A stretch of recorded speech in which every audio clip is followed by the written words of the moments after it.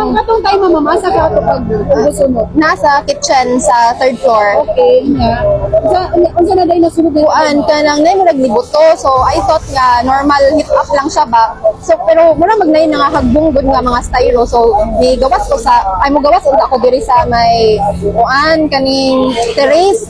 Pagpadungnan ako gawas usog naman kayo ang itom na aso. So mao to din na lang jud ko nagstay unya nagtawag ko nga ipa-rescue ko kay napay tao diri sa taas. ano building? Unsa dahil ni siya? Kuan ni siya residential ni ang kani nga building. O, pero connected siya sa styro factory.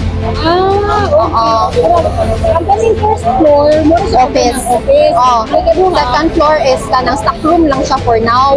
Pero yung there used to be residential siya. Oh, third floor residential. So, mamo sa third floor. Na ako sa third floor. Okay. Sige, saan mo pag naog na nila ko Oh, kanang actually gahuwat ko nga mo abot ang kuan kaning firefighting team ba. And then kuan dugay pa man sila ni abot so kabay that time nga saka na gyud ang katong kayo katong nang buto na ang mga glass ba kay glass door man siya. Kuan ni decide na lang gyud ko nga munaog na lang unya. Ang ilang hagdanan nga gidala is up to second floor lang.